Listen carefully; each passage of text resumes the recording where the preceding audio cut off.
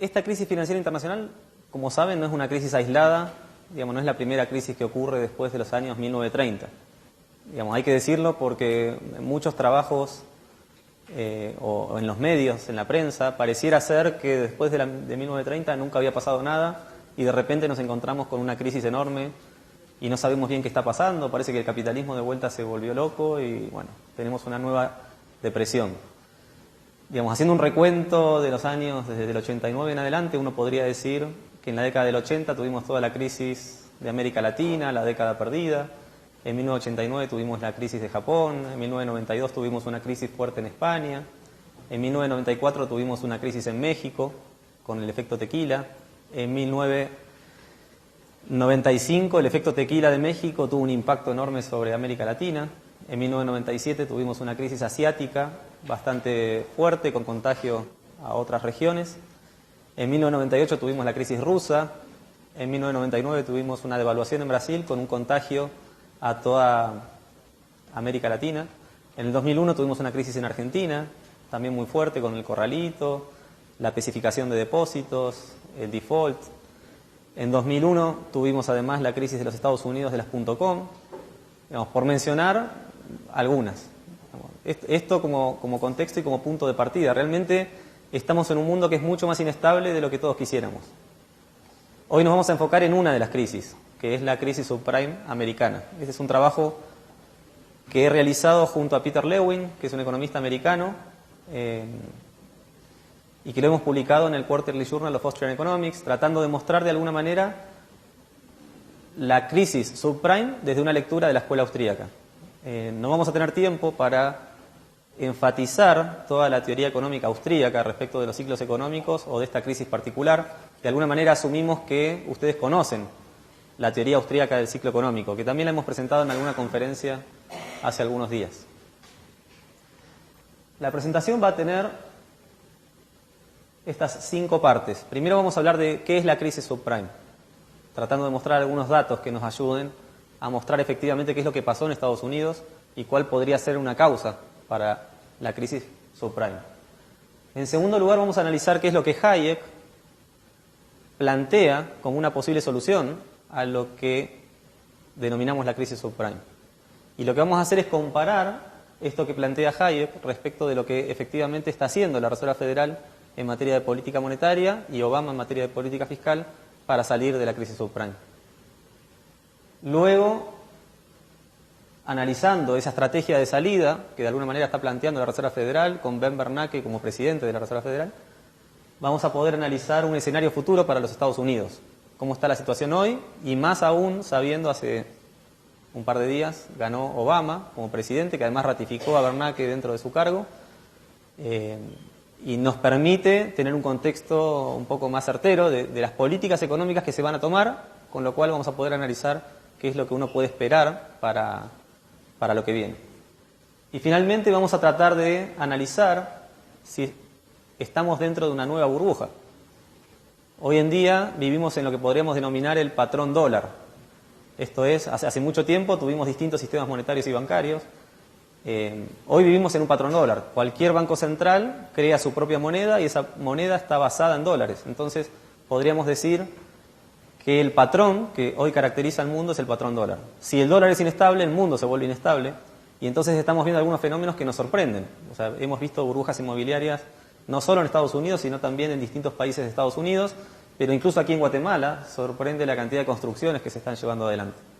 Y vamos a ver también que si nos concentramos en este desarrollo económico, con tasas de crecimiento económico bastante positivas, bastante buenas, digamos, para América Latina, en torno al 5, 6, 8, 9%, están mostrando que evidentemente algo está pasando en América Latina, si se quiere positivo, porque los precios de los commodities que nosotros exportamos, nosotros quiero decir como latinoamericano, exportamos, están generando o sustentando un crecimiento económico bastante acelerado. La pregunta es por qué están subiendo el precio de los commodities y si esto es sustentable a largo plazo, lo cual nos puede dejar algunas preguntas que no sé si puedo responder, pero que sí podemos plantear para empezar a analizar esta situación. Bueno, la primera forma de analizar esto es analizando la tasa de interés de corto plazo de la Reserva Federal.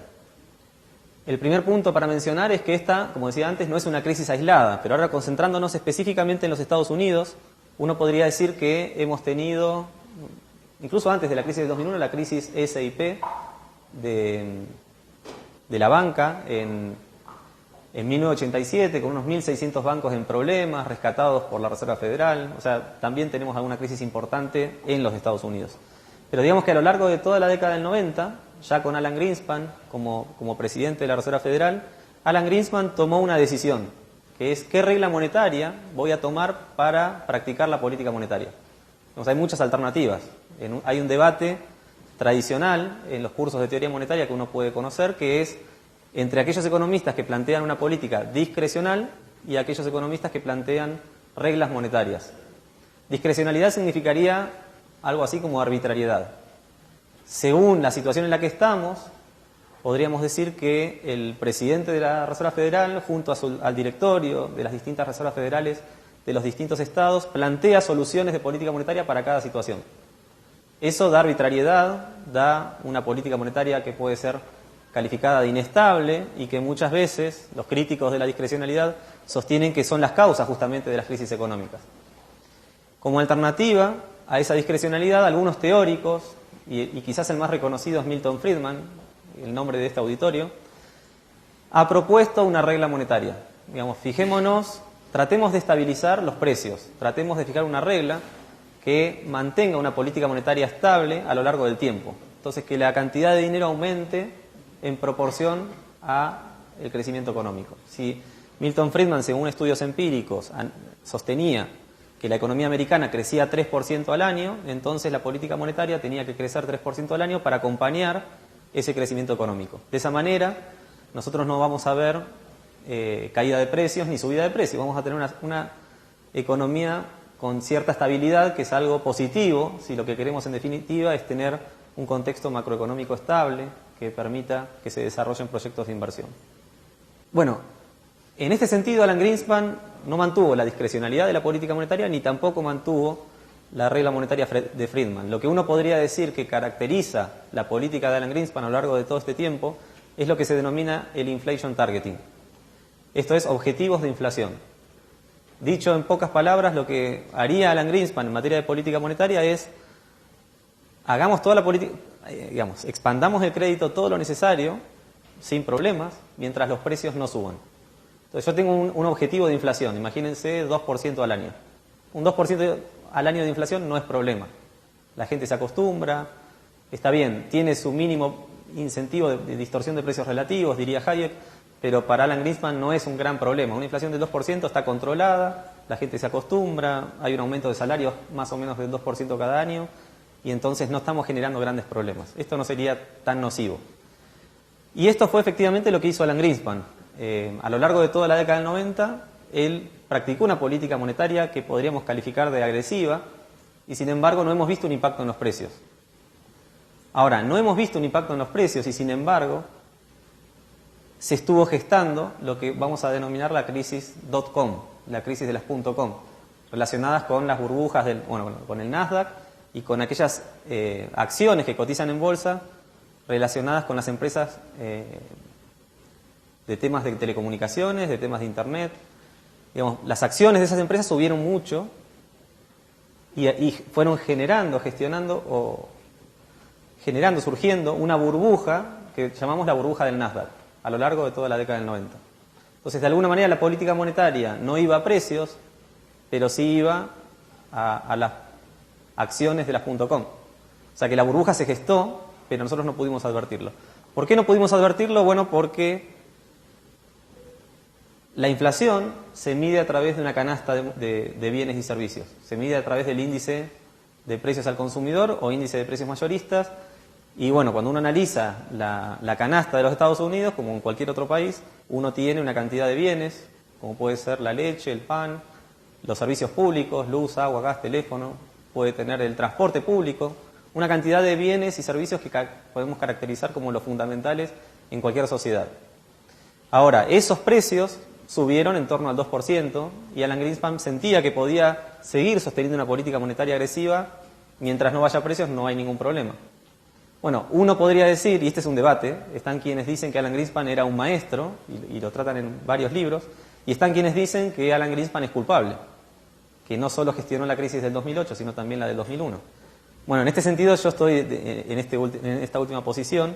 Sostengo que de alguna manera la política monetaria fue la que generó la crisis del 2001. No tenemos tiempo para profundizar en esta crisis porque nos vamos a concentrar en la segunda, pero quería hacer esta introducción para que vean que no venimos de una crisis aislada y que la política monetaria que Alan Greenspan tomó por 18 años fue generando varios problemas, aun cuando uno no lo veía en precios.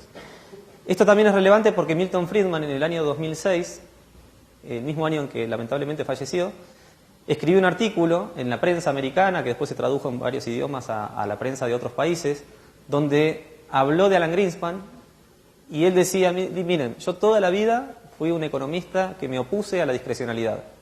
Sin embargo, si nosotros analizamos desde 1987, cuando Greenspan asume en la Reserva Federal, hasta el año 2006, en el que estamos, la verdad que Alan Greenspan ha manejado la política monetaria bastante bien. Fíjense que tuvimos estabilidad monetaria, fíjense que la economía creció a tasas importantes, fíjense que no hemos tenido problemas de empleo. Durante todos estos años la economía ha funcionado muy bien. Así que si bien yo pienso que la discrecionalidad es una mala idea, porque estamos atados a todos factores políticos que podrían alterar la política monetaria y generar ciertos problemas, la verdad es que con Alan Greenspan funcionó, dijo Milton Friedman. Bueno, como les decía, lamentablemente falleció en noviembre del 2006 y no tuvo oportunidad de ver lo que pasó en 2007 y 2008. No sabemos hoy qué hubiera dicho Milton Friedman si hubiera visto, en definitiva, lo que pasó después. Sí tenemos escritos de Anna Schwartz, por ejemplo, que era la coautora de Milton Friedman, que fue muy crítica con Alan Greenspan. Básicamente mirando lo que fue las variaciones sobre la tasa de interés y el impacto que esto tenía después en la economía. Bueno, la crisis del 2001 fue terrible en Estados Unidos. Para resumirlo, el Nasdaq y digamos, el valor accionario cayó de 17 billones de dólares a 10 billones de dólares. O sea, en menos de un año se esfumaron de la economía americana 7 billones de dólares. En ese momento, 7 billones de dólares era algo semejante a todo el PBI de la Unión Europea, o el 80% del PBI de los Estados Unidos. Eso se esfumó en un año. O sea que fue una crisis tremenda. Muchos dijeron, esta crisis es la de WorldCom y Enron, no sé si se acuerdan, que fue la crisis de los fraudes contables. Muchas empresas habían fraguado, digamos, los estados contables y mostrado que la economía crecía más de lo que en realidad crecía, y se le asignó una parte contable, una burbuja enorme, que a mi entender, y digamos desde la escuela austríaca se puede entender bastante bien, esas burbujas, esa burbuja del Nasdaq, no se habría podido generar sin una política monetaria que la acompañe. En este sentido les recomiendo un artículo de Benjamin Powell sobre este tema que pueden encontrar en el Mises Institute, mises.org. Bueno, dada la crisis del 2001 empezamos a ver problemas de empleo y preocupación por que la tasa de desempleo no llegue a los 2 dígitos. Ante esa crisis, Alan Greenspan decide empezar a aplicar algunas políticas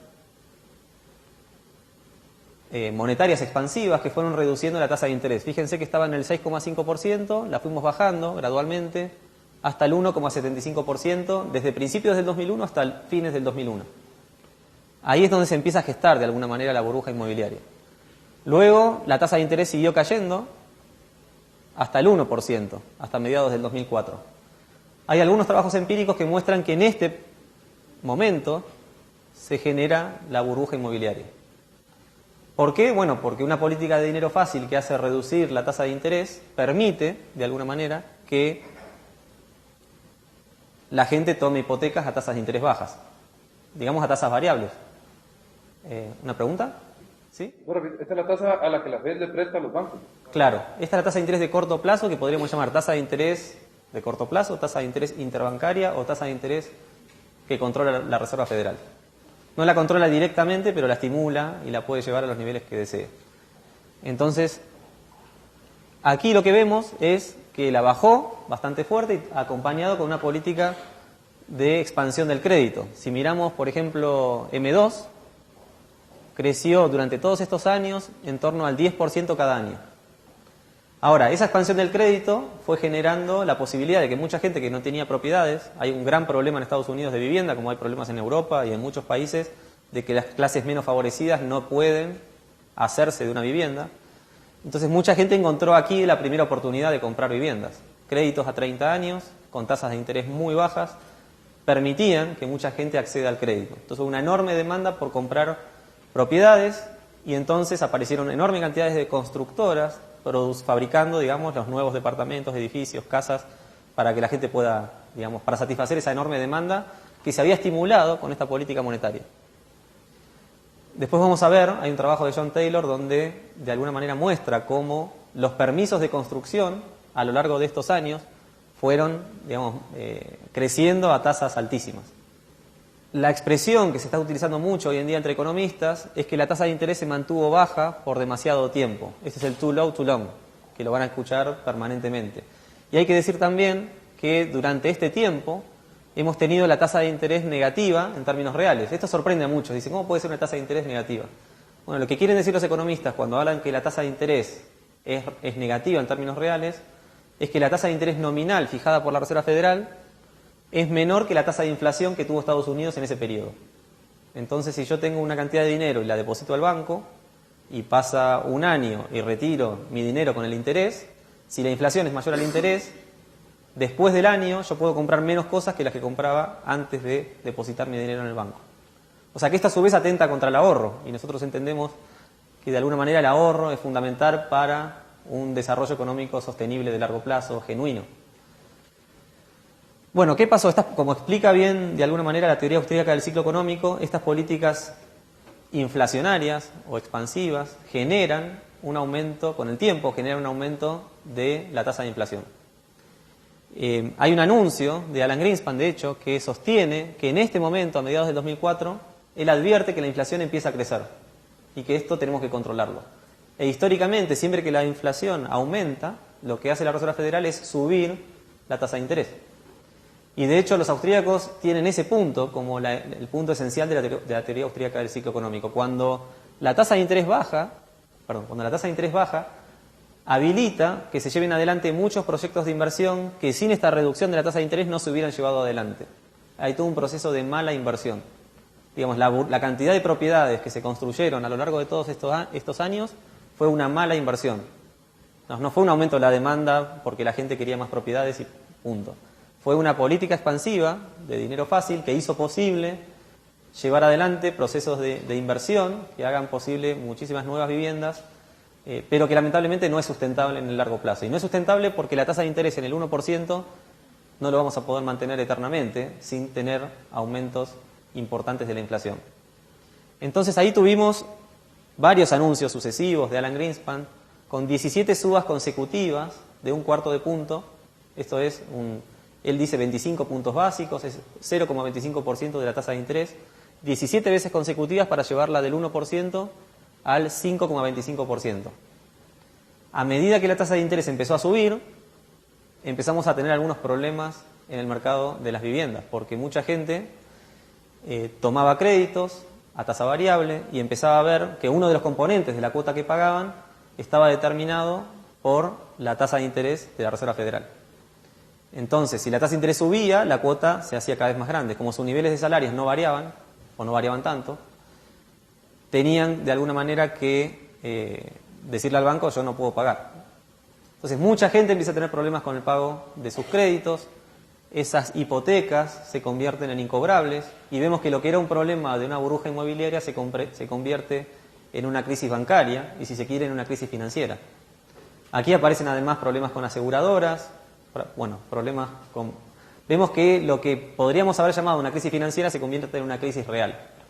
Hay una crisis que incluye todo el mercado inmobiliario, pero no es la inmobiliaria o la constructora solamente la que tiene problemas, sino también todo el mercado, todo el sector bancario, con lo cual están en riesgo todos los depósitos, los ahorros, varios problemas porque de alguna manera el banco cuando presta un crédito está cambiando el activo del banco. Digamos, uno dice, me da dinero y lo que va a tener en el activo como reemplazo es la hipoteca, es el crédito que otorgó. Entonces, si ese crédito es incobrable, se esfumó. Entonces, lo que han tenido es una deuda enorme y en el activo no había nada, y además las cuotas que se supone me tienen que ir devolviendo los clientes no me las van a devolver, entonces evidentemente tengo un problema. Ahora, acá se acelera el problema, porque lo que hemos visto es que los bancos, primero ante el aumento de la suba de interés, hay una caída de la demanda. La gente ya no toma masivamente créditos hipotecarios para comprar viviendas porque a estos niveles de tasas de interés las cuotas son demasiado altas y no se podrían pagar.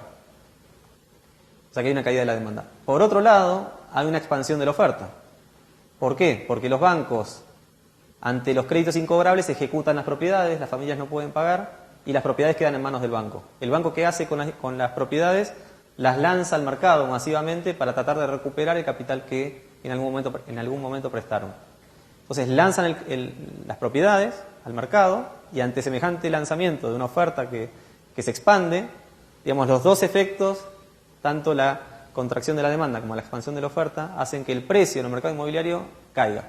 Entonces se desplomó o se pinchó lo que habíamos llamado era la burbuja inmobiliaria. Ante esa situación el problema se vuelve mucho más serio. Al principio la tasa de interés se mantuvo fija en 5,25%, cuando ya vieron que esta situación era alarmante, empezamos a ver quiebras generalizadas en varios sectores, el sector bancario comprometido, las aseguradoras comprometidas, y esto también podríamos hablar del sector automotriz, porque a la vez que iban dando créditos hipotecarios para nuevas viviendas, también daban créditos para comprar, automóviles, carros. Y ante esa situación y un desempleo que iba en aumento, decidieron empezar a hacer lo que habían hecho de nuevo en el año 2001. Vamos a bajar la tasa de interés. Y fíjense que la tasa de interés bajó muy rápidamente. Ahí fue la crisis del 2007-2008, donde empezamos a ver los anuncios, los diarios. Es decir, no lo vimos en este proceso. Acá todo era fiesta, todo era diversión, todo era, digamos, alto consumo. Aquí es donde empezamos a ver, evidentemente, algo está pasando. La burbuja inmobiliaria empezó a impactar en la vida de todas las personas, no solo en los Estados Unidos, sino también en el resto del mundo, y esto lo entendemos por el tema de que vivimos en un patrón dólar. La tasa de interés bajó al 0%, el gráfico llega hasta el 2009, pero pueden imaginar que es 2014 porque ya el presidente de la Reserva Federal, para tratar de generar confianza en los inversores y certeza de que la tasa de interés se va a mantener en esos niveles, prometió que hasta el 2014 la tasa de interés va a estar en el 0%. Así que si nos preocupaba el too low, too long de aquí, imagínense lo que es esto, ¿no? 2014 con la tasa, o sea, 2009, 10, 11, 12, 13 y 14 con tasas de interés del 0%.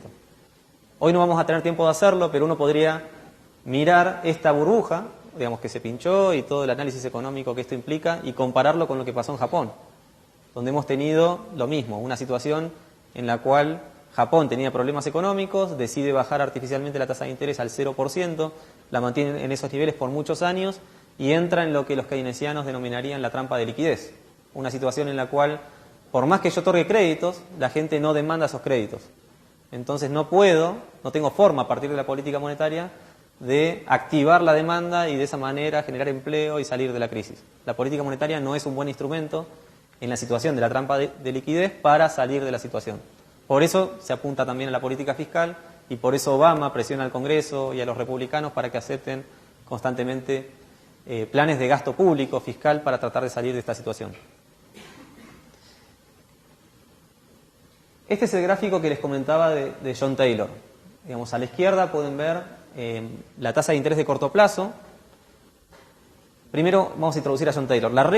John Taylor es un autor muy importante en materia de teoría monetaria y de macroeconomía porque le propone a la Reserva Federal y al Banco Central Europeo cuál es el nivel de la tasa de interés nominal que se debería fijar sujeto a una tasa de inflación esperada. Entonces lo que él dice es, bueno, si queremos una inflación del 2% máximo, la tasa de interés nominal tiene que ser esta, digamos, la que tenemos en azul, en el caso del gráfico. Entonces él propone en cada momento cuál es el nivel de la tasa de interés que debiéramos fijar. Taylor a su vez recibe muchas críticas de los austríacos, esto lo digo como una nota al pie, básicamente porque no es que la regla monetaria es una herramienta para limitar la política monetaria. Cuando Taylor hizo este trabajo de una ecuación que formula o resume lo que debería ser la política monetaria, en realidad lo que estaba haciendo era describir lo que la Reserva Federal ya hacía antes en materia de política monetaria. Entonces no es una regla para limitar, sino para permitir que la Reserva Federal siga haciendo lo que ha venido haciendo todo este tiempo, lo cual no es muy bueno, evidentemente, si atendemos a la cantidad de crisis económicas en las cuales nos hemos metido. Y hago otra nota al pie.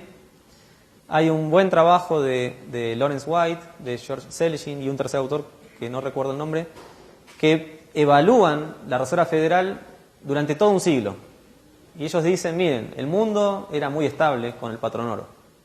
Y digamos, nace la Reserva Federal con 3 objetivos: crear empleo, reducir la inflación y evitar los ciclos económicos. Nunca el mundo en todo este siglo ha tenido tanto desempleo, tanta inflación y tantos ciclos económicos. O sea que evidentemente se deberían estar planteando si no debieran volver a lo que alguna vez fue el sistema monetario y bancario. Bueno, volvemos a la crisis que nos compete. Taylor entonces lo que plantea es que si hubieran seguido su regla, a partir del año de fines del 2001, cuando la tasa de interés había bajado, era para, digamos, generar un impacto, un shock monetario y salir de la crisis del 2001. Pero a partir de entonces, en lugar de mantener la tasa de interés tan baja por demasiado tiempo, debieron haber subido la tasa de interés gradualmente hasta el 5,25%, pero bastante antes de lo que se hizo. Esa demora, diría él, es la que genera la burbuja. Yo no estoy muy de acuerdo con Taylor, pero sí podemos decir que su trabajo empírico fortalece todavía más lo que dicen los austríacos. Fíjense que entre el 2001 y mediados del 2004, y si se quiere un poco más, hasta 2005, tenemos precisamente el boom en lo que llamamos los permisos de construcción para construir nuevas viviendas en los Estados Unidos. O sea que el auge coincide precisamente con la caída de la tasa de interés. Por otro lado, cuando sube la tasa de interés, fíjense, más o menos hacia fines del 2005 en realidad, porque hay un rezago desde el momento en que practico la política monetaria hasta que veo el impacto en la actividad económica y en el empleo, la suba en la tasa de interés genera el bust, la crisis y depresión. Esto es básicamente muy bien descrito de manera empírica lo que sostiene la Escuela Austríaca de Economía en materia de ciclos económicos. Ahora, para esta situación hay 2 responsables, al menos. Uno es Paul Krugman, que en el año 2002, fíjense que usaba una expresión y decía: Alan Greenspan necesita crear una burbuja inmobiliaria para reemplazar la burbuja del Nasdaq. Esto lo decía en 2002 y evidentemente el gobierno le hizo caso. Como premio recibió el Nobel en el 2008, lo cual puede resultar sorprendente. Por otro lado, Alan Greenspan, que fue de alguna manera la persona que estaba al frente de la Reserva Federal a lo largo de toda esta política monetaria que nosotros entendemos como la causa de la crisis subprime. En un libro que se llama La Era de las Turbulencias, que la publica en el año 2008, ya retirado, digamos que él abandona la Reserva Federal y escribe este libro, dice que yo era consciente de que la relajación de las condiciones de crédito hipotecario para los prestatarios subprime aumentaba el riesgo financiero y de que las iniciativas de propiedad de vivienda subvencionada distorsionan los resultados del mercado. Pero creía, y sigo creyendo, que los beneficios de una ampliación de la propiedad de viviendas compensan el riesgo. Básicamente nos está diciendo, yo sabía que estaba generando esto, pero Estados Unidos históricamente ha tenido un problema de viviendas y hoy, gracias a esta burbuja, nos quedamos con una cantidad de viviendas nuevas que compensan el riesgo de la crisis. Digamos, no sé si estaremos todos de acuerdo, y no sé si en Estados Unidos están de acuerdo, que compensa el riesgo, pero sí es cierto, digamos, hay que decir que es cierto que hay más propiedades que antes.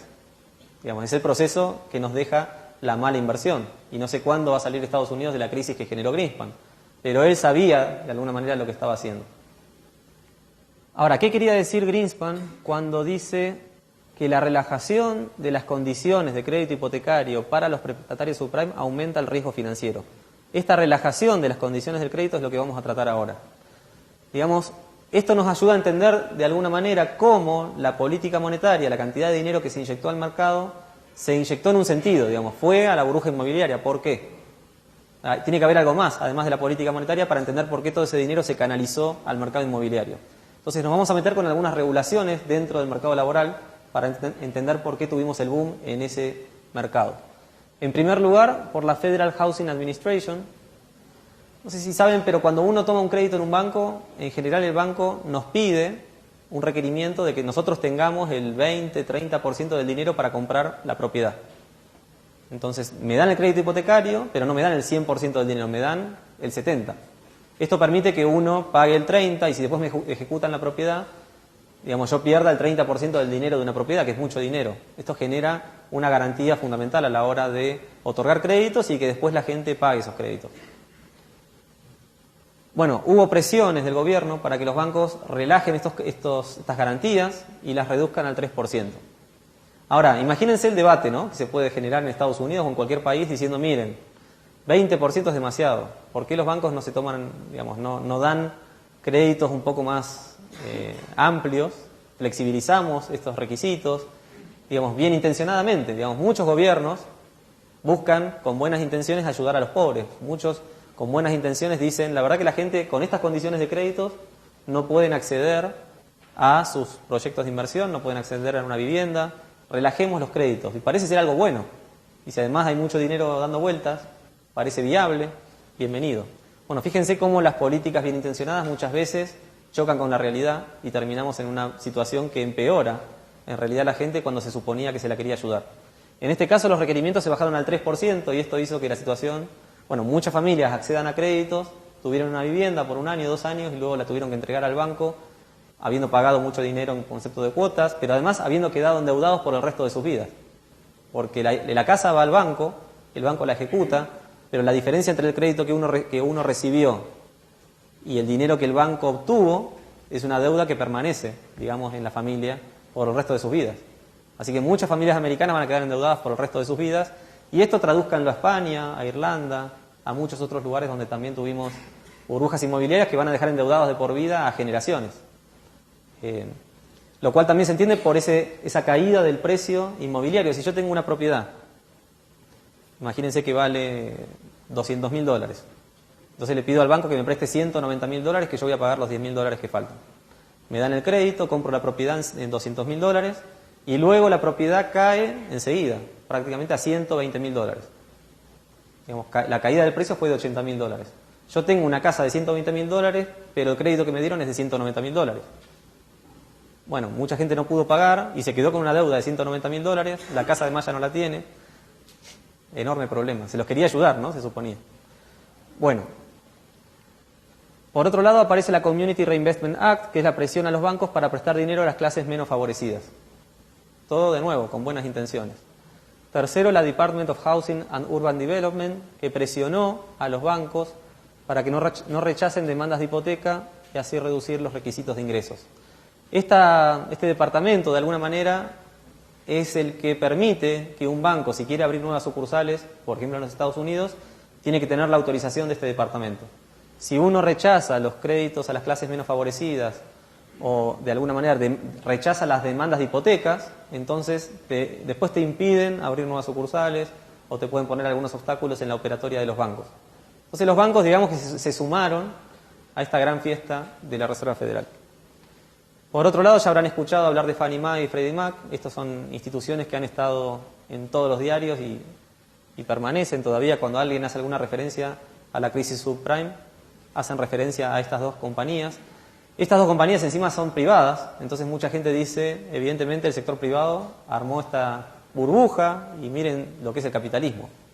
Y muchos autores insisten, fíjense que la crisis del capitalismo, fíjense lo inestable que es el capitalismo. Tenemos que volver a los controles, a las regulaciones. Tenemos que volver a tener un sistema más importante. Por ejemplo, un autor como Paul Samuelson, premio Nobel de Economía también, creo que de 1970, plantea en un artículo del 2009, él también lamentablemente falleció en ese mismo año, escribe un artículo donde dice, esta es la crisis de Friedman y Hayek, Milton Friedman y Friedrich Hayek. Toda la vida estas personas nos pidieron flexibilizar los mercados, relajar los controles. Que cuanto más flexible sea el mercado mundial de los mercados, más vamos a acelerar el crecimiento económico. Y fíjense la crisis que nos dejaron. Estos dos hombres están muertos, dice Samuelson, y nos dejaron con esta crisis. O sea, fíjense como muchos autores apuntan que la crisis es del capitalismo.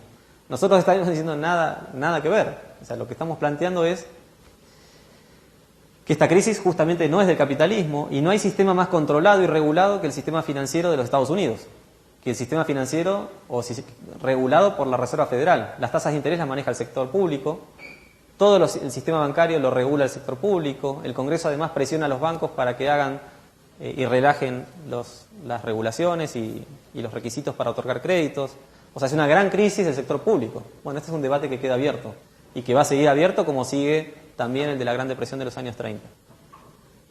Bueno, Fannie Mae y Freddie Mac no son empresas privadas, pero todo lo que han hecho lo han hecho con dinero del Tesoro americano. Se trata, si se quiere, de esas empresas que asociadas al gobierno toman ciertos caminos que en realidad solo son posibles con el respaldo del Estado. Así que uno podría decir que son un desprendimiento del Estado. Con dinero del Tesoro americano, lo que hicieron fue apoyar la compra de hipotecas incobrables. Si uno quiere entender por qué la crisis no explotó antes, o por qué la burbuja no se pinchó antes, fue en gran parte porque Fannie Mae y Freddie Mac permitieron que estas empresas, digamos, Fannie Mae y Freddie Mac, compraran a los bancos las hipotecas incobrables en problemas. Entonces yo tengo un banco, otorgué créditos, la gente no me devuelve los créditos y tengo los incobrables y tengo un problema en el activo. Bueno, Fannie Mae y Freddie Mac me dicen, no te preocupes, aquí tienes el dinero, dame la hipoteca incobrable y yo me las voy a arreglar. Entonces los bancos saneaban sus cuentas, seguían otorgando créditos y evidentemente el gobierno estaba atrás para resolver cualquier incobrable. Así que los bancos prácticamente no tenían problemas mientras existieran estas dos empresas. Ahora, ¿qué hacían estas dos empresas con eso? Bueno, empezaba otro problema, porque eran activos muy riesgosos, prácticamente incobrables. Entonces lo que hacían era combinar activos incobrables con activos menos riesgosos, hacían una combinación con mucha matemática financiera muy compleja que no entendían ni la gente que vendía estos paquetes, que a su vez cobraba mucho dinero y comisiones por vender estos paquetes. Entonces es lo que se llama la securitización. Empezaron a vender paquetes de activos, algunos riesgosos, otros menos riesgosos, con un promedio de riesgo que no era tan alto. Entonces empezaron a vender, era la forma oculta de desprenderse de activos muy riesgosos. ¿Qué hacer ante esta situación? Aquí hay un mito que es importante que desmantelar o tratar. Y es que muchos dicen, la escuela austríaca siempre ha propuesto la eliminación del Banco Central, entonces lo único que puede proponer la escuela austríaca es volver al patrón oro y practicar ciertas políticas monetarias, volviendo a sistemas de otros tiempos o imaginando nuevas soluciones. Pero en materia de esta situación de un Banco Central, ¿qué propone la escuela austríaca? O si se quiere, en materia de la Gran Depresión de los años 30, ¿qué proponía la escuela austríaca? Milton Friedman, por ejemplo, tiene un artículo donde critica a Hayek como responsable de la crisis del 30, porque él dice que Hayek fue un liquidacionista y convenció a la Reserva Federal de ese momento, de los años 30, de no hacer nada ante la crisis. Entonces lo que tuvimos fue una contracción de la oferta monetaria enorme, estimulado por una caída de la velocidad de circulación del dinero, que hizo que todo el sistema colapsara, que quebraran 10.000 bancos, y Hayek es el responsable, dice Milton Friedman. Bueno, hay otro artículo de Larry White que se pregunta, ¿realmente Hayek era un liquidacionista? ¿Realmente Hayek proponía no hacer nada ante la Gran Depresión? Bueno, no. Y empieza a mostrar citas contundentes de Hayek diciendo que Hayek jamás había planteado esto. Ahora, ¿qué es lo que Hayek haría ante una situación como esta? Tal cual ocurrió en la Gran Depresión de los años 30. Bueno, lo que propone Hayek es una regla monetaria que trate de sostener de manera estable el ingreso nominal, que sería M por B. No sé si todos están al tanto de la teoría cuantitativa del dinero. M sería la oferta monetaria, es la cantidad de dinero en circulación, incluyendo los depósitos. B sería la velocidad de circulación del dinero, es la cantidad de veces que el dinero da vueltas, digamos, en el mercado. P es el nivel general de precios. E I sería el producto físico. P por Y sería el PBI. Ahora, una palabra solamente sobre la velocidad de circulación del dinero. La velocidad de circulación del dinero, según trabajos empíricos de Milton Friedman, se supone que generalmente es estable.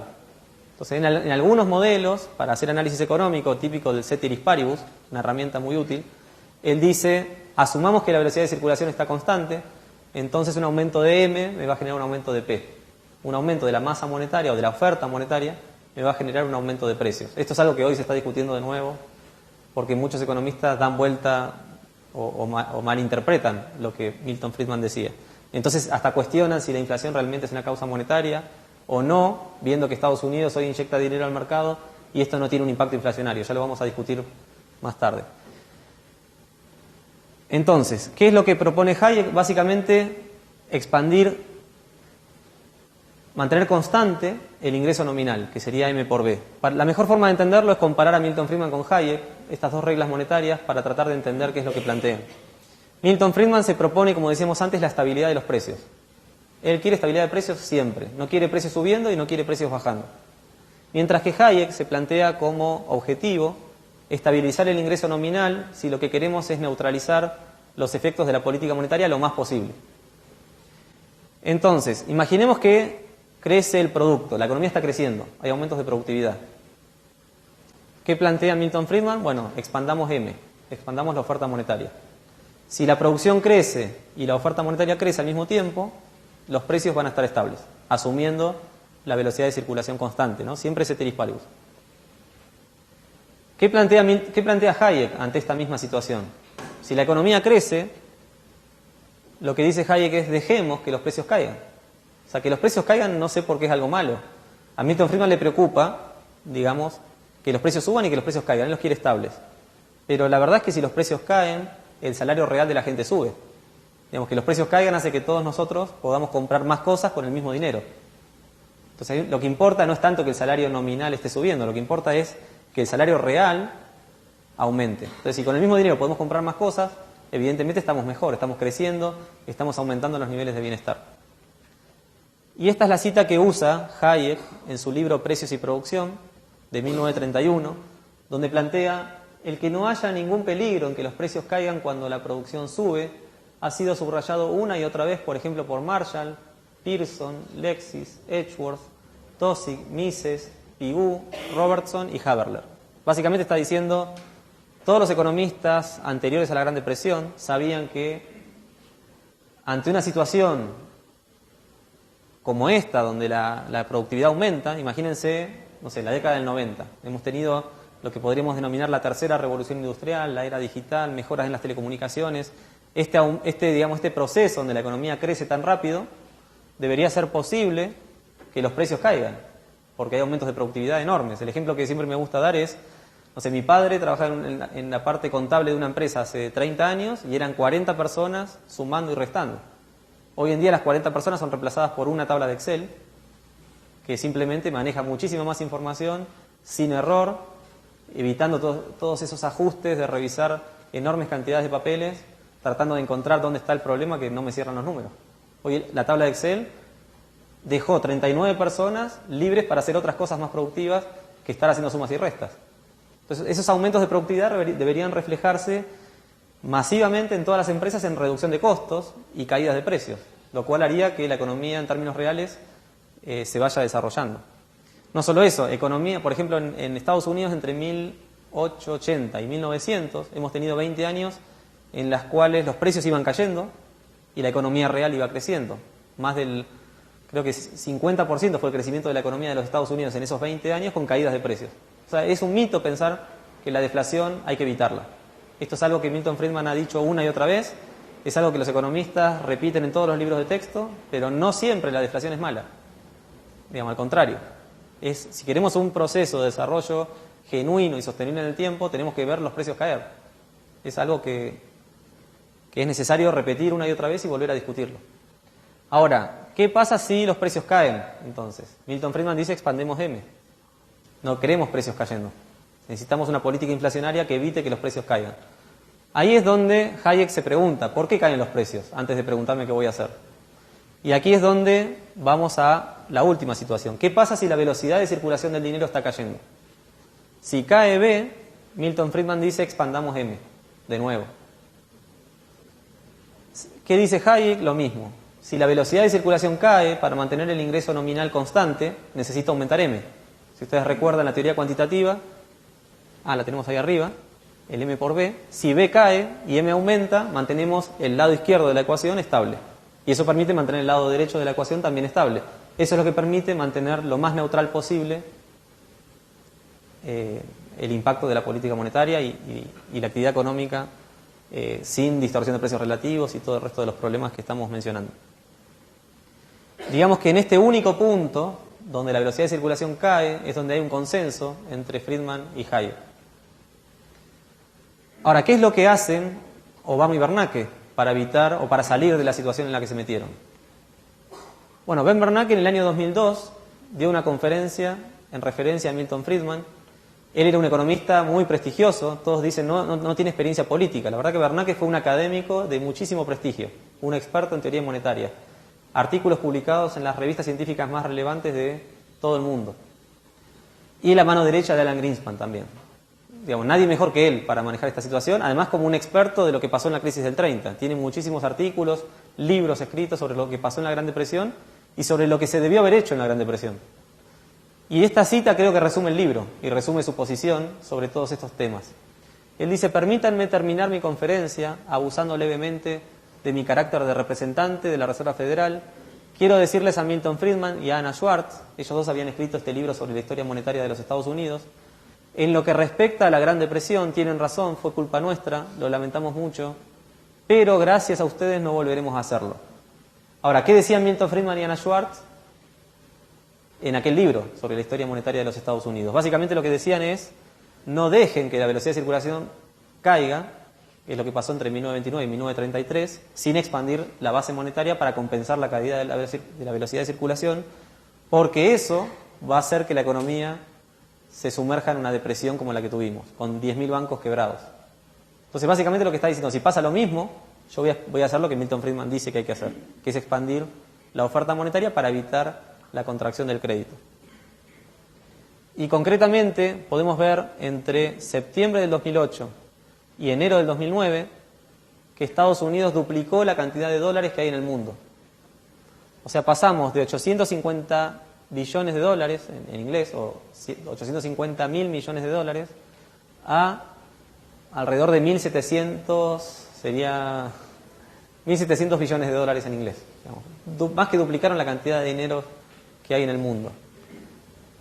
Ahora, muchos economistas dijeron: se viene un aumento de precios elevado, o sea, los precios van a empezar a subir. Algunos autores empezaron a hablar de hiperinflación. Pero imagínense, inundamos el mundo de dólares. ¿Por qué no vemos los precios subir?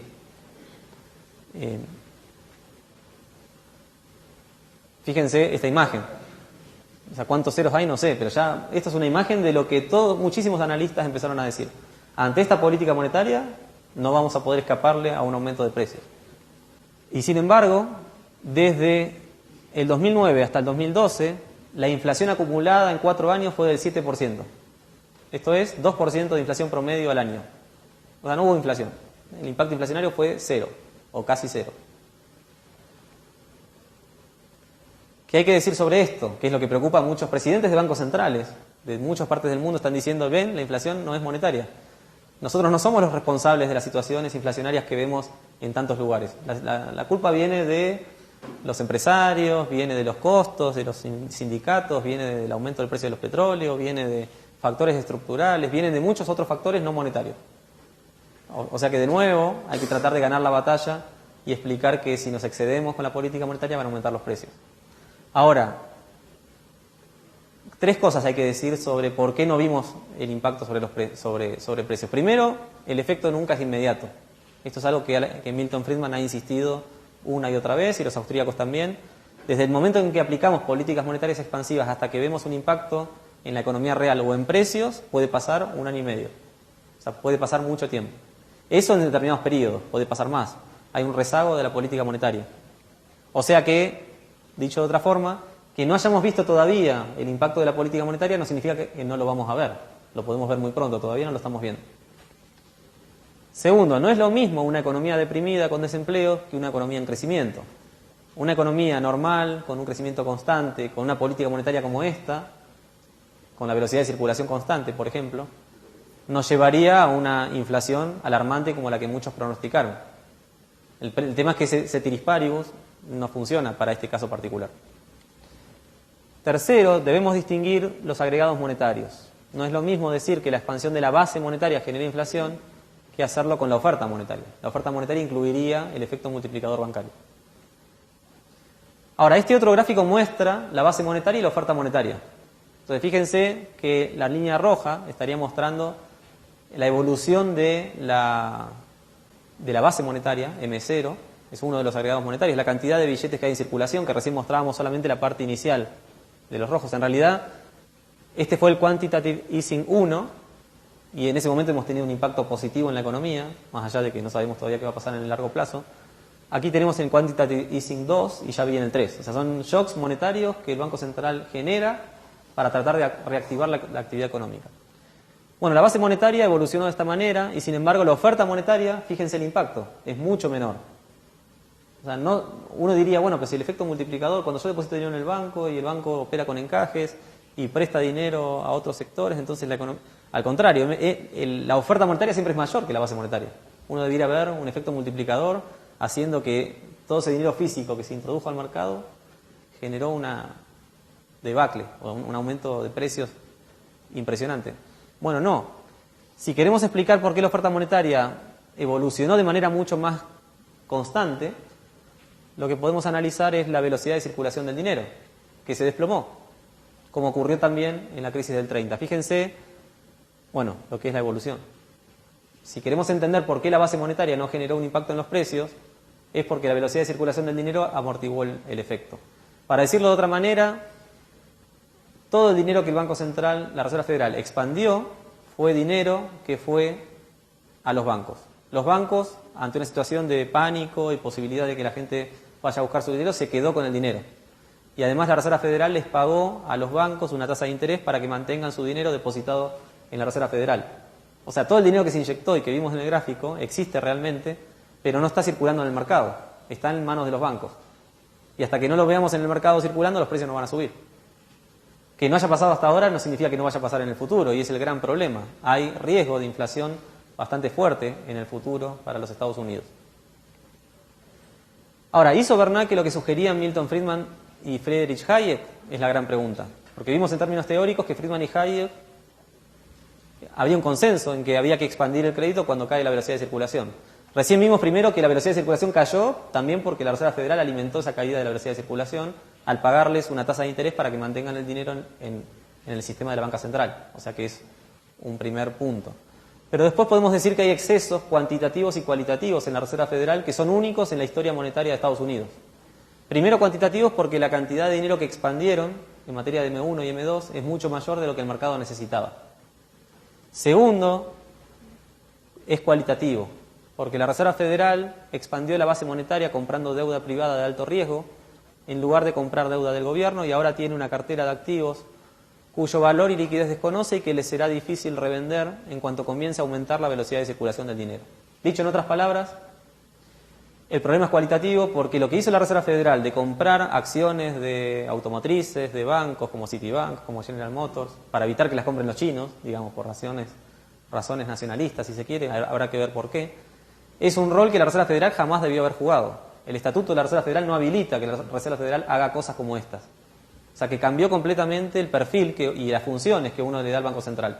Pueden ir a cualquier manual y no van a encontrar como una posibilidad que el Banco Central compre acciones de empresas. Bueno, hizo un rescate masivo de empresas, asistió de alguna manera a todas estas empresas gigantes, demasiado grandes para caer, es la frase que se utiliza demasiado, o mucho, y eso hace que estas empresas, bueno, tengamos a futuro este problema del riesgo moral. Las empresas recibieron el dinero, digamos, no pagaron las consecuencias de las malas decisiones que fueron tomando, y en consecuencia de aquí a futuro van a seguir haciendo lo mismo que han venido haciendo, sabiendo que siempre el Estado y la Reserva Federal van a estar atrás para rescatarlos cuando sea necesario. Veamos el PBI. Digamos, acá hemos tenido políticas fiscales, políticas monetarias expansivas, la economía cayó en crisis y a partir de estas políticas vimos la recuperación.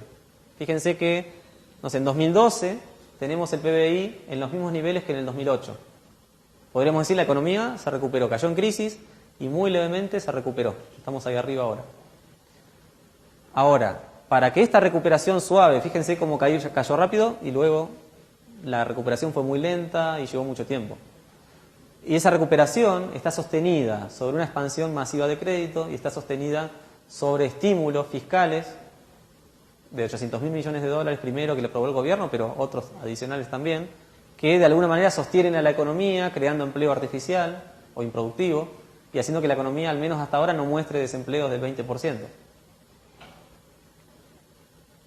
La pregunta que queda es si esta crisis, o sea, llegamos a una crisis, salimos de ella, nos olvidamos, o si la crisis tiene forma de W. Caímos en crisis, tuvimos una recuperación, pero esa recuperación no se sostiene y volvemos a caer en crisis, a partir de la cual vamos a tener que volver a salir. Bueno, muchos teóricos apuestan a que la economía cae en crisis de nuevo, y en esto no son solo los austríacos. Hasta Alan Greenspan está diciendo esta situación de recuperación. Esta recuperación no se sostiene porque las automotrices venden más autos gracias a la expansión del crédito a tasas de interés del 0% para que la gente acceda a créditos baratos. Y al mismo tiempo, el sector inmobiliario no cae todo lo que debería caer porque está la política de interés del 0%. O sea, en parte uno debiera decir que ante esta crisis hemos visto una gran parte del ajuste necesario realizarse. Hemos visto la burbuja inflarse y pincharse, los precios caer, o sea que el ajuste en parte se desarrolló. Bueno, no se completó, pero lo más grave es que estamos gestionando una nueva burbuja, que es un poco la preocupación que vamos a plantear ahora al final. En materia de empleo, fíjense que cuando Obama asumió y planteó la necesidad de los planes de estímulo, él decía, miren, si no hacemos nada, la economía va a llegar a un 9% de desempleo y luego gradualmente va a bajar. Si hacemos algo y me aprueban este plan de estímulo, el desempleo no va a llegar al 8% y luego va a bajar. Bueno, la realidad son los puntos rojos, es que el desempleo llegó a más del 10% y luego empezó a bajar. Ahora, bueno, están por debajo del 8%. De hecho, es algo que veníamos planteando. Si el desempleo hubiera estado por encima del 9%, Obama no hubiera ganado las elecciones. Como el desempleo llegó abajo del 7%, eso significa que los planes de estímulo están dando resultados, al menos en la pantalla, y esto significa que evidentemente están haciendo bien las cosas. La economía se está saliendo de la crisis y el impacto en el empleo es visible. Entonces, el americano apoya de alguna manera la salida de esta situación difícil de los Estados Unidos. Bueno, esto no quiere decir que el plan de estímulos haya fracasado. O sea, la proyección era, digamos, la situación era mucho más delicada de lo que ellos creían, pero si no hubieran tenido los planes de estímulo, las tasas de desempleo hoy serían del 15%. De hecho, hay un problema y algunos autores dicen que el desempleo es del 13-14%. Nada más que el gobierno no lo admite. Ahí ya no sé, son problemas estadísticos que habrá que discutir. El escenario futuro es delicado. En Estados Unidos, fíjense el nivel de gasto público que sigue aumentando. Nunca había llegado al 25,5% como es ahora. En este sentido, uno nota una latinoamericanización de Estados Unidos. Es algo que la presidenta de Estados Unidos le dijo a Obama, vos estás copiando lo que hicimos con Perón. Y de alguna manera uno lo nota. O hay un libro de Alberto Venegas Lynch que se llama Estados Unidos contra Estados Unidos, que dice, una cosa era el Estados Unidos de los padres fundadores, que hicieron que la nación sea rica, próspera, y otra cosa es la de Estados Unidos de ahora, que se parece mucho a América Latina, o a la Argentina, mi país, que no es un buen ejemplo para imitar. Entonces, fíjense que el gasto público aumentó mucho, y esta es la salida que de alguna manera plantea Estados Unidos para la situación. Fíjense que el déficit nunca fue tan elevado, ahí están más o menos en el 8,8%. En materia de deuda, bueno, en septiembre del 2011 superamos el 100% de deuda pública. Si Estados Unidos está acercándose cada vez más a lo que hoy es Grecia en materia fiscal. Y digamos, este es el mérito, digamos, de Obama. Digamos, vemos la recuperación de la economía, pero fíjense que esta situación no es gratuita. O sea que a futuro, no sé, o sea, la verdad que entre Romney y Obama las soluciones eran bastante parecidas, pero Romney planteaba, de alguna manera, luchar contra el déficit, tratar de bajar el gasto. Mientras que Obama no. Obama compró la promesa de Paul Krugman que si gastamos mucho más dinero, vamos a poder estimular la economía mucho más rápido. Necesitamos gastar más. Evidentemente, lo que estamos gastando nos dejó así, pero esto no es nada, que tienen que gastar el doble. Dejen de ahorrar, pónganse a gastar. No sean tímidos, se gasten más.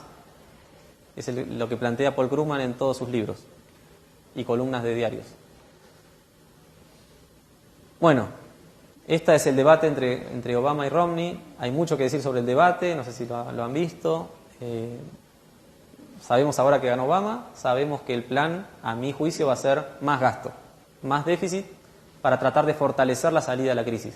En el corto plazo probablemente la veamos que esa tendencia de generar empleo artificial se vea, pero la situación es delicada, porque cuanto más la economía se reactive, lo que puede pasar, que es el problema de la estrategia de salida de Bernanke y Obama, cuanto más la economía empieza a crecer, la gente, las empresas empiezan a confiar, entonces empiezan a demandar créditos y los bancos dejan de tener el dinero impreso en manos de la Reserva Federal y lo van a empezar a lanzar al mercado.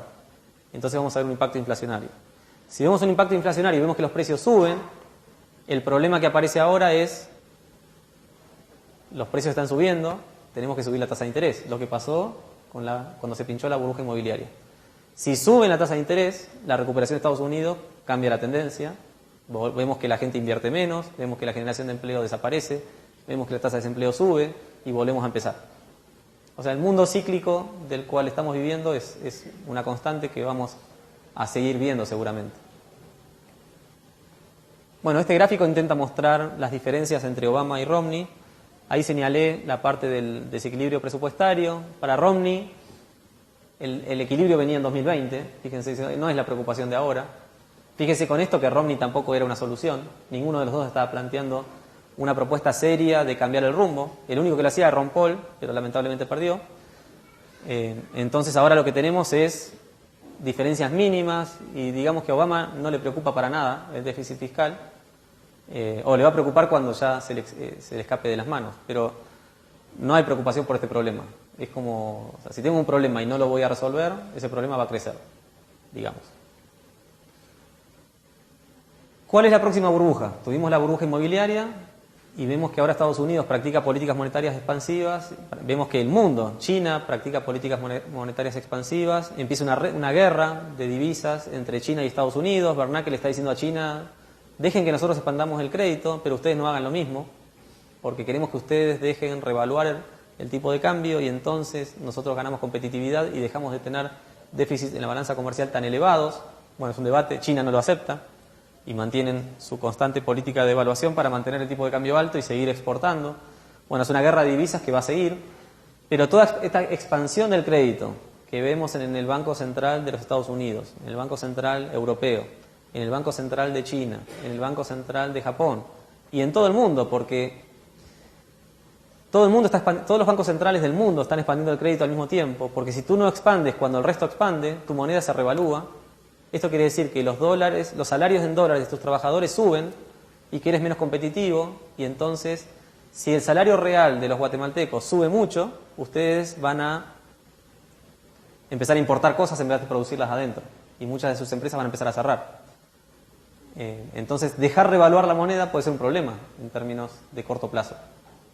Se pierden muchos empleos, estás importando todo y eso puede ser un problema. Lo mismo que devaluar el tipo de cambio también es un problema. Pero es un problema que viene de afuera y los bancos centrales no saben qué hacer. Algunos bancos centrales, como el suizo, habían dejado revaluar el tipo de cambio. Digamos, entonces, lo que ocurrió fue, dejaron revaluar, y de repente sus salarios eran tan altos en dólares que ya no podían producir nada. Los mismos suizos iban a comprar un auto, se cruzaban a Francia, compraban el auto y se lo traían a Suiza, porque estaba 20% más barato. Entonces, eso, si vos lo dejas seguir, se te desestructura la economía. Son cambios que vienen y que hay que ver cómo los manejas. Por supuesto que con patrón oro todo esto no hubiera pasado, digamos, pero esto ya es otro debate. ¿Cuál es la próxima burbuja? Tenemos al mundo inyectando crédito en todos los países. Consecuencia, tenemos aumentos de precios de alimentos, oleaginosas, materias primas agrícolas, minerales y metales, petróleo. Acá en el cuadro tenía hasta el 2008, no tuve tiempo de ampliarlo, pero los precios siguen subiendo. Y los precios, bueno, tomemos los países latinoamericanos, no sé, Argentina, con el aumento del precio de los alimentos y oleaginosas y petróleo, tiene un boom impresionante. A pesar de todo lo que hace Cristina Fernández de Kirchner, la economía creció todos estos años al 8% promedio. O sea que la economía crece, a pesar de lo que hacen, por el precio de los commodities. Uno va a Chile, bueno, minerales y metales, el cobre en Chile creció tanto que el desarrollo económico es importante. Uno va a Bolivia, analizamos el precio del gas, aumentó tanto que más allá de lo que hace Evo Morales, la economía crece. Tomemos el caso de Chávez o de Correa en Ecuador, Chávez en Venezuela, Correa en Ecuador. El precio del petróleo aumentó tanto, que son tantos los ingresos en dólares que reciben por la exportación de petróleo, que las economías andan muy bien, no importa lo que hagan en materia interna. O sea, son economías pequeñas, tan dependientes de la exportación de estos commodities y de la situación internacional por los flujos de capital que van y vienen, que el crecimiento económico que estamos viendo en América Latina puede no ser sostenible. Por otro lado, tenemos a China. Si vemos a China, vemos la nueva fábrica del mundo. China tiene miles de millones de personas que están abandonando el campo, que se van a las grandes ciudades, se está creando una clase media, está reduciendo dramáticamente la pobreza, lo cual es grandioso. Nunca en la historia de la humanidad hemos visto tanta reducción de la pobreza como la que se ve hoy en China o en la India también. Y es la nueva fábrica del mundo. Y encima no tiene insumos y los compra América Latina. Entonces acá tenemos una pregunta que hacer. ¿A qué se debe el aumento del precio de estos commodities? Se debe a un factor real, que es la demanda de China, de nuevas personas que están consumiendo cada vez más, entonces demanda más alimentos y esta demanda se va a sostener. O es una causa nominal, monetaria, de la expansión crediticia que hay a nivel global. Bueno, están jugando los dos factores. Hace poco Christopher Lingual, que es un profesor americano que está aquí como profesor visitante, dio una conferencia explicando por qué China y Asia en general son una burbuja.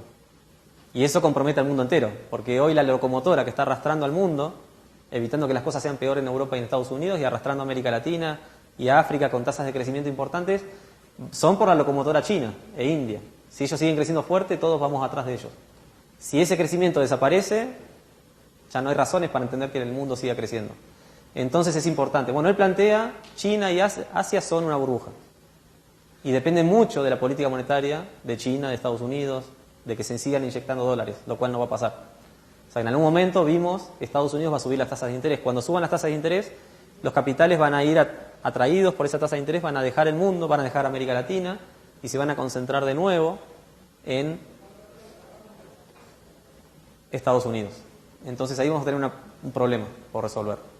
Así que si vemos hoy un país, en el medio de este auge de América Latina, vemos un país con déficit fiscal, el mensaje es empezar a equilibrar las cuentas porque esto no va a durar tanto. Ahora hay que analizar si la causa del aumento de precios es real o nominal, porque si es real, bueno, no sé, yo no voy a decir que está bien aumentar el gasto público, pero sí podemos decir que es una situación genuina y que se va a poder sostener más tiempo. Ahora, si el aumento de precios es nominal, entonces estemos alertas porque cuando estos precios caigan, las balanzas comerciales van a ser muy negativas, la recaudación fiscal de los gobiernos va a caer dramáticamente, la situación fiscal se va a comprometer mucho y vamos a estar de nuevo como Grecia, tratando de conseguir deuda a tasas de interés altísimas, con situaciones muy delicadas, y cuando uno quiere bajar el gasto es muy difícil, y más en situaciones de crisis. Entonces el mensaje para los políticos es: ajusten ahora, equilibren las cuentas, por lo menos equilibren, si pueden además, traten de dejar cierto fondo anticíclico, digamos, para tratar de afrontar las situaciones que se pueden venir. Por suerte América Latina está logrando acumular reservas, casi todos los países latinoamericanos están acumulando reservas y eso les va a permitir durante un tiempo suavizar una crisis que pueda venir. Pero, ¿por qué? Porque aprendimos la lección de la década del 90, donde acumulamos deudas a niveles enormes en todos los países. Pero no es suficiente, hay que ajustar al menos hay que alcanzar el equilibrio fiscal, pero a futuro también hay que reducir los niveles de gasto para que no suframos lo que está sufriendo Europa en este momento. Estas son las tasas de crecimiento económico que vemos en los países de América Latina.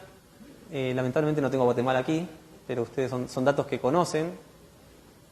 Fíjense que el 2009 fue un año de crisis a nivel mundial.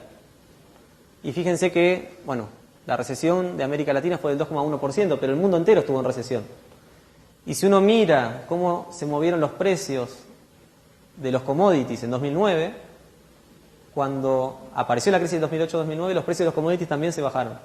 Entonces, ante una crisis de Estados Unidos, uno debería pensar que los precios de los commodities van a caer. Y ahí es donde se nos va a complicar la situación. O sea, todo está pendiente de la tasa de interés de Estados Unidos. Cuando ellos suban la tasa de interés para evitar la inflación, es cuando nos vamos a dar cuenta que es el inicio de la próxima crisis. Y esa crisis va a llegar al resto del mundo. O al menos esa es la situación como la veo yo. Bueno, estos son los flujos de capital. Hay entradas de capitales o de inversión extranjera directa y salida de capitales en toda América Latina. Bueno, a medida que Estados Unidos suba la tasa de interés, va a haber menos capitales entrando y muchos capitales saliendo. Entonces, esa diferencia que hoy es positiva y que permite tener una balanza de pagos, una balanza favorable, puede cambiar. Digamos, en lugar de estar entrando dólares, pueden empezar a salir. Entonces, y esto, por más que vos construyas reservas, cuando hay fuga de capitales, no hay forma de detener el drenaje de dólares. Argentina lo está intentando con muchísimas políticas intervencionistas que están complicando la libertad individual y complicando la vida de todos los argentinos. Bueno, esto hoy está en Argentina porque por sus propias políticas acelera la crisis aún durante el auge, pero en América Latina se puede ver una situación similar. Hay que tratar de detener la salida de dólares y no tiene forma. Entonces, por eso digo que hay que tomar políticas de austeridad antes de que venga la crisis, no después. Estos son los países que están atrayendo capital: Brasil, México, Chile, Colombia. Perú son los países que de alguna manera representan el modelo de economía abierta hoy en Estados Unidos, están tratando de atraer capitales. Argentina históricamente encabezaba esta lista con Brasil y México, ahora quedó rezagada. Es más, Cristina Kirchner como presidente hace críticas constantes diciendo no quiero capitales extranjeros, porque es algo malo, son el diablo. Entonces, por eso estamos más abajo, si bien no es cero. Aquí sí está Guatemala, pero bueno, habría que analizarlo en función de lo que fue en otros tiempos, porque hay economías más chicas y más grandes. Argentina recibe mucho y sin embargo, en comparación con otros tiempos, está recibiendo muy poco, lo mismo que Venezuela, porque ahuyentan capital. Ahora, estas son las economías que más atraen capital y que más están creciendo hoy. Y uno podría decir, así como son los que más atraen capital, también son los más comprometidos a largo plazo. Porque cuando suban la tasa de interés, los capitales se vayan, las economías que más recibieron son las que más pueden sufrir. Es un debate que queda abierto, si dejar o no entrar a los capitales. Yo diría que sí, aprovechar el crecimiento que te generan. Si tenés además austeridad fiscal, una política monetaria estable, una economía abierta, y mostrás reglas de juego claras y derechos de propiedad y seguridad jurídica, instituciones fuertes, todo esto hace que los capitales se quieran quedar en tu país, no irse. Si se van también es porque sube la tasa de interés, pero también porque tu capital, tu país, es bastante más riesgoso. El debate que queda sobre discrecionalidad o reglas monetarias, que es un poco lo que habíamos planteado. Keynes y Samuelson son autores que insisten que hay que dejar afuera las reglas, y hoy muchos presidentes de bancos centrales latinoamericanos están diciendo no queremos más reglas. Hayek y Buchanan son muy críticos de la discrecionalidad. Hayek, por un lado, está diciendo, mira, Keynes, la propuesta de Keynes es manejemos científicamente las variables monetarias. Científicamente las variables monetarias. ¿Cómo? Bueno, el gobierno o la banca central sería como, no sé, yo me voy con un avión, lo puedo dirigir a donde yo quiero. En el caso del Banco Central, los economistas están formados hoy para llegar al frente del Banco Central y decir, bueno, voy a tocar la tasa de interés, el tipo de cambio, la cantidad de dinero, y mediante esos botones voy a llevar la economía donde yo quiero. Eso es la discrecionalidad que propone Keynes.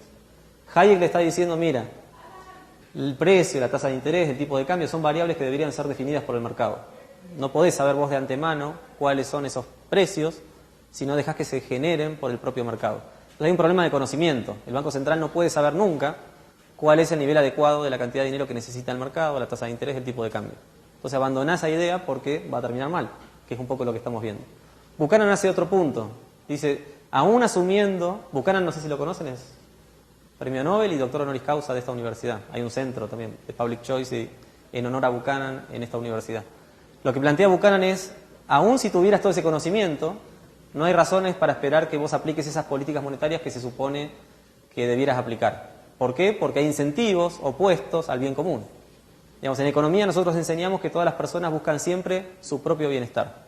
¿Por qué vamos a pensar que un dirigente político llega al gobierno o a la autoridad monetaria, el Banco Central, y de repente abandona la búsqueda de su propio bienestar para beneficiar a todos? Digamos, es un supuesto grande. Buchanan está cambiando toda la política monetaria y toda la macroeconomía diciendo no supongan que esa persona está bien intencionada, porque muchas veces no lo está. Al contrario, va a tratar de beneficiar a los sectores empresariales que lo apoyaron en campaña, a los pseudoempresarios, que llamamos nosotros. Va a tratar de apoyar a mucha gente con aranceles, con ciertas políticas económicas opuestas a lo que el mundo necesitaría. En definitiva, ahí queda abierto entre lo que se plantea desde el lado más intervencionista, con Keynes y Samuelson, hoy sería Paul Krugman, y con lo que plantearían como representantes, pero podría haber muchos otros autores, Hayek y Buchanan. Bueno, muchas gracias.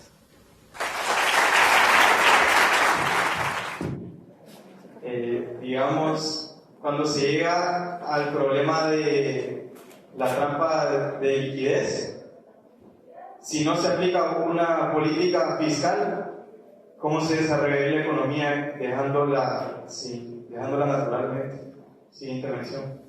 Es una buena pregunta. O sea, desde el punto de vista keynesiano, Samuelson, Krugman sostienen que dado que la política monetaria no es efectiva para reactivar la economía, estás teniendo la tasa de interés en el 0%, estás inyectando mucho dinero al mercado y la economía no se reactiva. Bueno, usar la política fiscal. Esto tiene que ver con el modelo de demanda agregada keynesiano, donde ellos entienden que la crisis es la consecuencia de una insuficiencia de demanda agregada.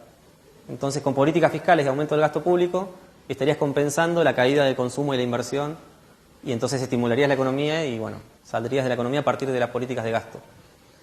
Esto tiene miles de respuestas, desde Bastiat en adelante. Por ejemplo, uno diría, bueno, Bastiat tiene un artículo clásico que se llama Lo que se ve y lo que no se ve. Y él dice, bueno, con la política fiscal vas a tener el puente, vas a tener mucha obra pública realizada y vas a poder ver el puente. Lo que no vas a ver es todo el gasto público que se está generando, todo lo que se podía, lo que los empresarios y la gente a la que le sacaste ese dinero para hacer el puente podría haber hecho en ausencia de la política fiscal que tomaste. En este sentido, uno va a España, por ejemplo, para mostrar otra crisis, y uno ve que las políticas fiscales, o sea, se habla de austeridad en España y ya está en el 25%, la verdad es que no hay austeridad. Tuvimos una conferencia hace muy poco de Gabriel Calzada, que es el vicerrector de la universidad, que planteó de alguna manera los problemas de España, y él decía, miren, tenemos 4 aeropuertos nuevos internacionales en distintas ciudades y no hay nadie en los aeropuertos, no se utilizan. Tenemos una carretera nueva y no se utiliza. Tenemos un montón de trabajo improductivo, un montón de dinero generado para hacer esas obras públicas, para crear empleo artificial, totalmente improductivo. Ese dinero hoy nos hace falta. No queremos hacer el ajuste fiscal y estamos despilfarrando dinero en otros lugares. Es como incomprensible. Por ejemplo, si uno dice, bueno, tomemos deuda. El gobierno toma deuda para gastar. Si yo tomo deuda, digamos, imagínense un gráfico de oferta y demanda. Cuando uno toma deuda, lo que está haciendo en definitiva es absorber crédito que podrían estar tomando empresas y empresarios para poder generar empleo y desarrollar la economía. Si no lo hacen es porque la tasa de interés está muy alta. El hecho de que el gobierno tome deuda hace que los empresarios no puedan tomar deuda. Entonces lo que vemos es que cuando el gobierno toma deuda para poder gastar y salir de esta situación de trampa de liquidez con políticas fiscales, en realidad está desplazando al sector privado que podría estar tomando esa deuda. Entonces hay un efecto de desplazamiento. Tenés más gasto público, pero tenés menos inversión privada. Entonces no está claro que sea la solución, como bien plantean Krugman, Samuelson y otros autores. Más bien diría que la política fiscal es más obstáculos para salir de la crisis. Y lo más importante es el mecanismo del propio mercado de ajuste, que es muy rápido, de tratar de ir ajustando por el propio proceso de mercado, que hay que entenderlo para poder analizar cómo eso haría de una operatoria que sacaría a la empresa de la crisis. Tenemos que entender primero la causa por la cual llegamos a la crisis y revertir esa situación. Si entendemos la causa y sabemos que es la política monetaria y fiscal la que nos llevó acá, a Japón o a Estados Unidos, entonces entendemos que seguir haciendo eso no va a funcionar. Eso diría Hayek, digamos, apuntando a la causa. No sigas con inyección del crédito y no sigas con política fiscal porque el problema es cada vez peor. Pero por otro lado, el propio mecanismo del proceso de mercado en el que la escuela austríaca profundiza mucho, el artículo Joel Lapis lo representa muy bien, yo creo que todos lo conocen, haría posible un ajuste de mercado que sería muy rápido, digamos, liquidando los proyectos de mala inversión que se generaron y abriendo una búsqueda de oportunidades de parte de los empresarios de salir de la situación. Digamos, no hay otra salida. O sea que las políticas fiscales yo diría que más retrasan y ponen nuevos obstáculos más bien que ayudan a que la economía salga de la crisis. Ahora, necesitas un ajuste para liquidar la mala inversión, con una tasa de interés más alta, ese ajuste se aceleraría, y luego esperar que que el sector privado empiece a buscar nuevos emprendimientos y a buscar una salida a la situación. Pero así estás alimentando todavía nueva mala inversión, con lo cual, más que, por un lado evitas el ajuste y por otro lado generas una nueva burbuja, una nueva crisis. Bueno, Greenspan fue parte culpable de lo que pasó en 2008, pero sí, según lo que él decía, lograba ver en dónde está generando la burbuja, que es el sector inmobiliario. ¿Qué ha dicho él, o sea, ¿qué ha dicho él sobre qué sector se está formando la burbuja en este momento? Que yo sepa, no ha dado explicaciones de que Asia sea una burbuja y de que América Latina sea una burbuja. Lo que sí ha dicho Alan Greenspan y Bernanke, que no lo hemos visto por una cuestión de tiempo, y viene bien la pregunta para verlo, es cómo se defiende él de la situación. Porque nosotros estamos diciendo la política de corto plazo que maneja la Reserva Federal es la causa de la crisis. Él dice, no, están equivocados. Lo que tienen que mirar es la tasa de interés de largo plazo, no la de corto plazo. Y aquí no mostramos el gráfico, pero si vemos la tasa de interés de largo plazo, que esto es la teoría del saving glut o de la acumulación de ahorros, uno ve que China tiene una balanza comercial muy positiva, acumula dólares, ahorros. Pero el chino no se queda con los dólares, lo que hace es ir a comprar bonos americanos. Entonces el dinero vuelve a Estados Unidos. La enorme cantidad de ahorros generada en China e India está siendo redirigida a los Estados Unidos.